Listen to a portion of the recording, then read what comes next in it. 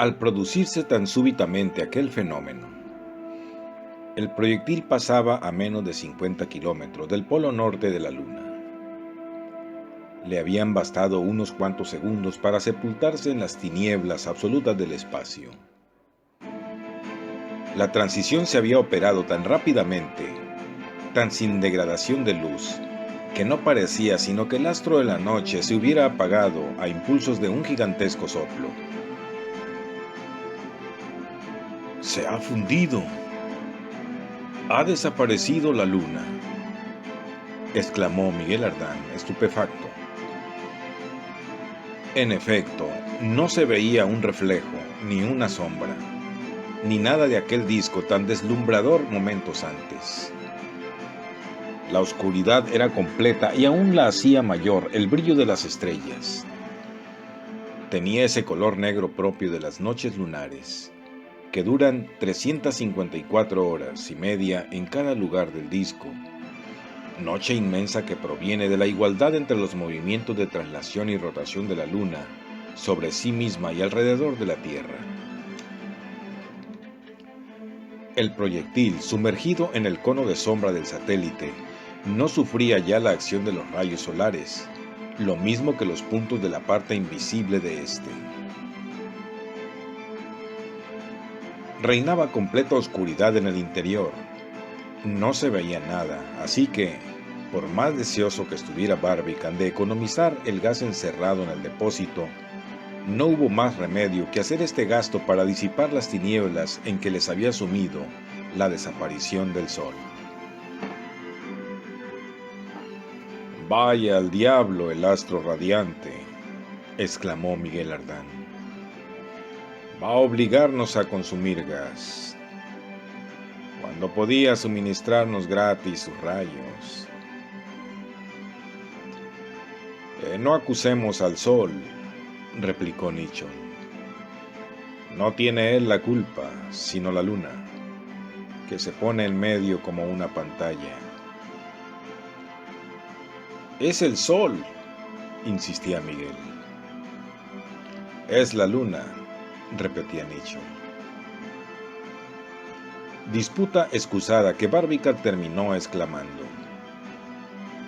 «Amigos míos,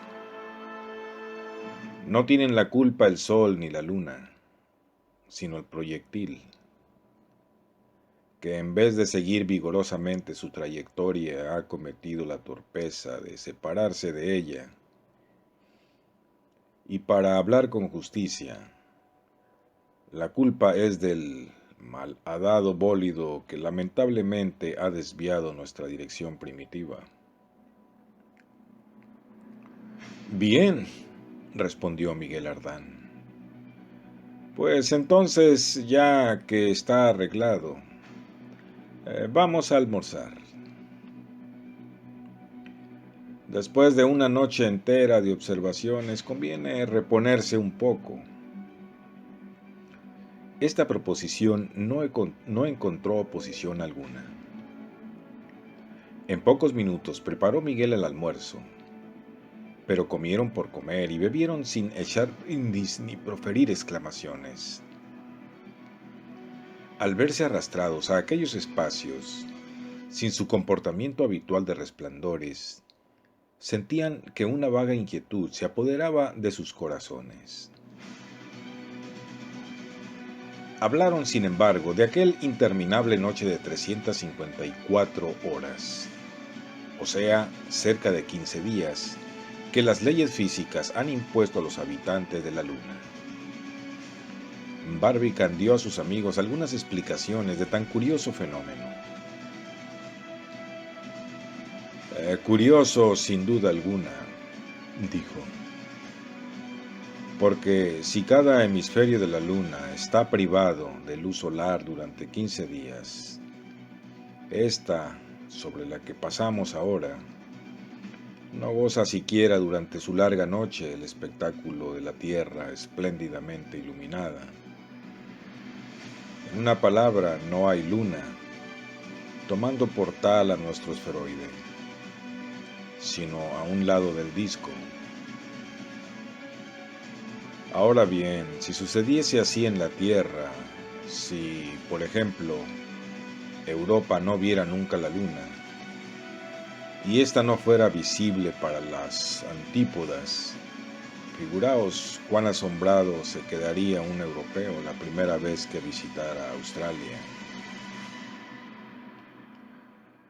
Se haría el viaje solo para ver la luna, respondió Miguel. Pues bien, esa admiración puede experimentarla el que habite la parte de la luna opuesta a la Tierra, parte invisible para nosotros, compatriotas del globo terrestre, y que nosotros habríamos visto, añadió Nicholl, si hubiéramos llegado en la época de la luna nueva, es decir, 15 días después. En cambio diré, prosiguió Barbicane, que el habitante de la parte visible está muy favorecido por la naturaleza en perjuicio de sus hermanos de la parte invisible. Esta última, como veis, tiene noches profundas de 354 horas, sin que ningún rayo de luz interrumpa su completa oscuridad. La otra, por el contrario, cuando ve desaparecer bajo el horizonte al sol que la ha iluminado durante 15 días, ve alzarse por el horizonte opuesto otro brillante astro, que es la Tierra, de tamaño 3 veces mayor que el de esa luna que nosotros conocemos. La Tierra, que ocupa un diámetro de 2 grados, que le envía una luz 13 veces más intensas y en nada disminuida, puesto que no hay por medio capa atmosférica alguna, y que no desaparece del horizonte hasta que el sol vuelve a salir. Bello discurso, dijo Miguel Ardán. Quizá un poco académico. De lo que se deduce, siguió diciendo Barbicane sin pestañear, que esta cara visible del disco debe ser muy agradable de habitar, puesto que tiene delante al Sol en los plenilunios y a la Luna en los novilunios. Pero esta ventaja, dijo Nicholl, se hallará desgraciadamente compensada por el insoportable calor que la luz lleva consigo. Este inconveniente existe en ambas caras, porque la luz reflejada por la Tierra indudablemente se halla desprovista de calor. Sin embargo, esta cara está más expuesta al calor que lo visible. Y esto lo digo para vos, Nicholl, porque Miguel probablemente no la comprenderá. Gracias, dijo Miguel. En efecto, prosiguió Barbicane, cuando esta cara invisible recibe a un mismo tiempo la luz y el calor solares, es porque hay luna nueva, o se halla en conjunción, es decir, entre el Sol y la Tierra. Se encuentra pocas veces con relación al sitio que ocupa en posición cuando está llena más cerca del Sol en un doble de su distancia a la Tierra. Ahora bien, esta distancia puede apreciarse en 2 centésimas partes de la que separa el Sol de la Tierra, o sea, en números 200.000 leguas más cerca del Sol cuando recibe sus rayos. Justamente, respondió Nicholl. Por el contrario, prosiguió Barbicane. Un momento, dijo Miguel interrumpiendo a su compañero. ¿Qué quieres? Continuar la explicación. ¿Para qué? Para probar que he comprendido. Habla, dijo Barbicane sonriendo. Por el contrario, dijo Miguel, imitando el tono y los ademanes del presidente Barbicane, cuando la cara visible de la luna se halla iluminada por el sol, o lo que es lo mismo, hay luna llena, ésta se halla situada enfrente del sol, con la Tierra por medio. Entonces la distancia que la separa del astro radiante se ha aumentado en 200 leguas, y por consiguiente el calor que recibe habrá sufrido alguna disminución. Bien dicho, exclamó Barbicane. ¿Sabes, Miguel, que para ser artista tienes mucho talento? Sí, dijo Miguel con indiferencia. Así somos todos en el Boulevard de los Italianos. Barbicane estrechó con gravedad la mano a su amable compañero y continuó enumerando varias ventajas de que gozaban los habitantes de la cara visible de la luna. Cité, entre otras, la observación de los eclipses de sol, que no pueden hacerse sino en este lado del disco lunar, puesto que para producirse tales eclipses es preciso que la luna esté en oposición.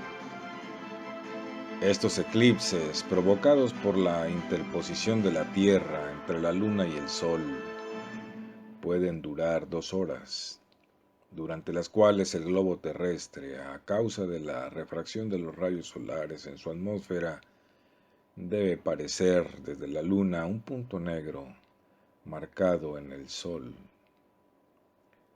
De modo, dijo Nicholl, que ese pobre hemisferio no ha sido muy favorecido por la naturaleza.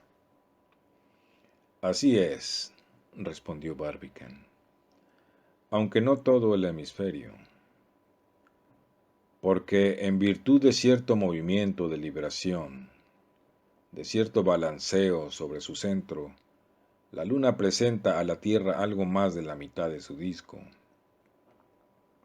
Es como un péndulo cuyo centro de gravedad se halla vuelto hacia el globo terrestre y que oscila con regularidad.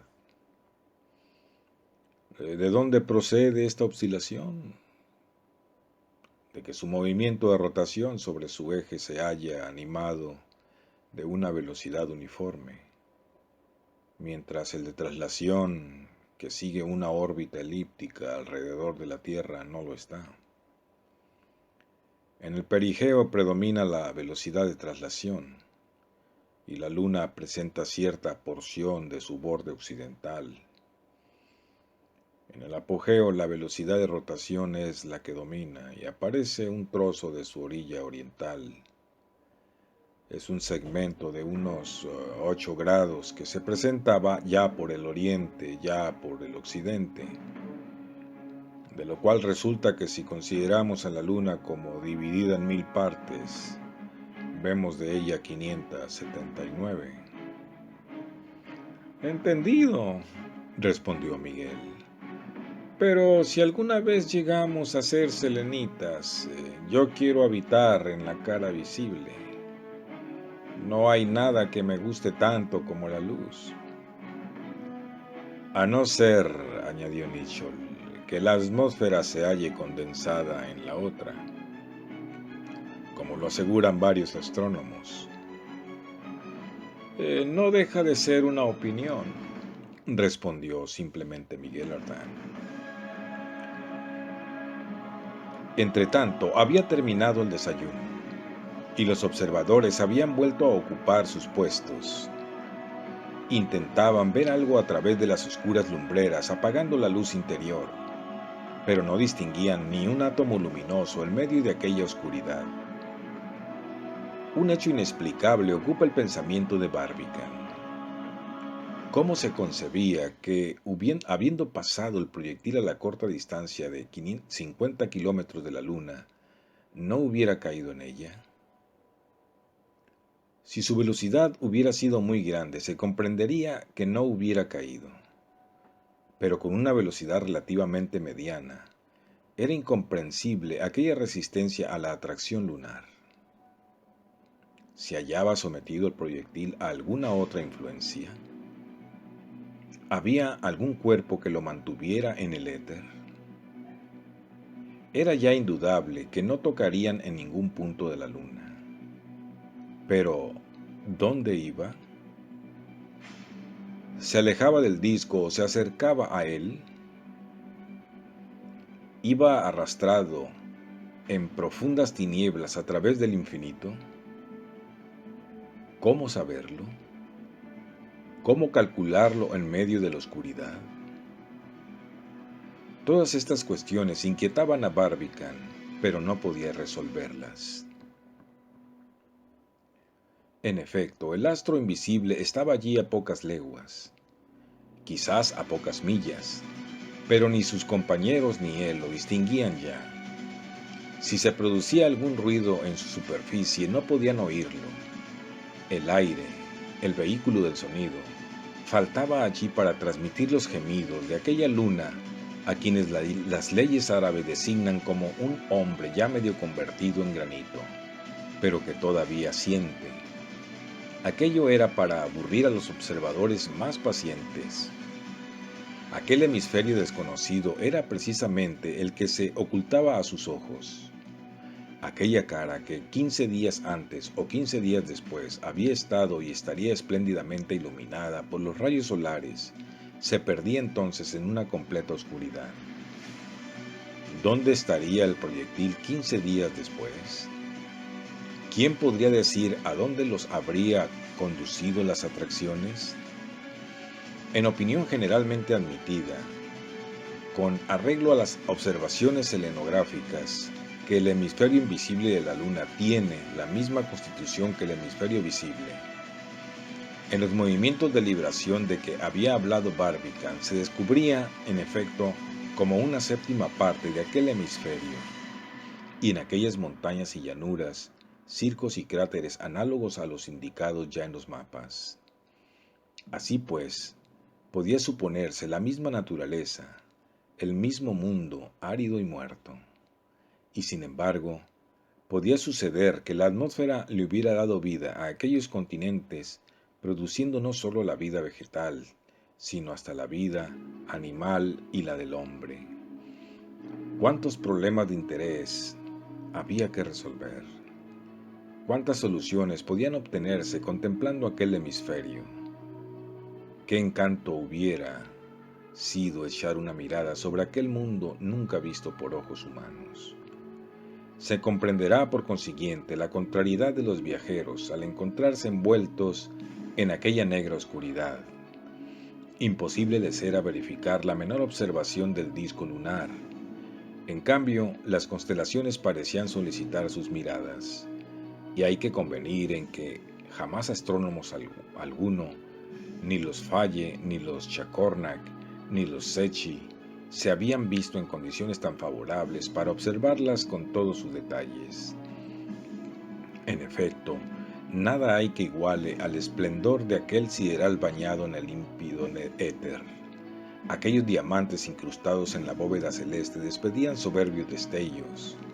La vista abarcaba el firmamento desde la Cruz del Sur hasta la Estrella del Norte, constelaciones que dentro de 12.000 años, y por efecto de la sucesión de los equinoccios, cederán su papel de estrellas polares, la una a Canopus del hemisferio austral y la otra a Vega del boreal. La imaginación se perdía en aquel infinito sublime, en medio del cual gravitaba el proyectil como un nuevo astro creado por la mano del hombre. Por un efecto natural, aquellas constelaciones brillaban con suavidad y no centelleaban porque faltaba la atmósfera, que es la que produce el centelleo, por la interposición de sus capas de diferente densidad y humedad. Parecían otros tantos ojos que miraban dulcemente en aquella noche profunda y en medio del silencio absoluto del espacio. Los viajeros contemplaron mudo largo rato el firmamento estrellado, en el cual formaba la luna una especie de cavidad negra muy extensa. Pero una sensación muy penosa le sacó pronto de su contemplación, y era un frío sumamente vivo que en instantes cubrió los cristales de las lumbreras de una espesa capa de hielo. En efecto, éste perdía poco a poco el calor acumulado en sus paredes, sintiéndose por lo tanto un gran descenso de temperatura que convirtió en hielo la humedad interior en contacto con los cristales, impidiendo toda observación. Miró Nicholl el termómetro y vio que había bajado a 17 grados centígrados bajo cero. Así pues, a pesar de todos los propósitos económicos de Barbicane, no solo tuvo que emplear el gas para tener luz, sino también para calentarse. La temperatura del proyectil no era soportable y sus pasajeros se hubieran helado vivos. No nos quejaremos ciertamente, observó Miguel Ardán, de la monotonía del viaje. ¡Qué variedad, a lo menos en la temperatura! Tan pronto nos vemos abrumados de luz y de calor como los indios de las pampas, como sumidas en las más profundas tinieblas y en medio de un frío boreal como los esquimales del polo. No podemos quejarnos. La naturaleza nos hace perfectamente los honores. Pero, preguntó Nicholl, ¿qué temperatura es la del exterior? Precisamente la de los espacios planetarios, respondió Barbicane. Entonces, dijo Miguel Ardán, ¿no sería el momento a propósito para hacer el experimento que no hemos podido intentar cuando estábamos inundados de rayos solares? Sí, ahora o nunca, respondió Barbicane, porque estamos muy bien situados para comprobar la temperatura del espacio y ver si son exactos los cálculos de Fourier o Pouillet. El caso es que hace frío, respondió Miguel. La humedad interior se condensa en los cristales, y si continúa el descenso pronto vamos a ver que nuestro aliento cae al suelo convertido en nieve. Preparemos un termómetro, dijo Barbicane. Claro es que un termómetro ordinario no hubiera dado resultado alguno en las circunstancias en que iba a usarse. El mercurio se hubiese solidificado en la probeta, puesto que para ello solo necesita 42 grados bajo cero. Pero Barbicane se había provisto de un termómetro del sistema Walferdin, que da fracciones de temperatura sumamente baja.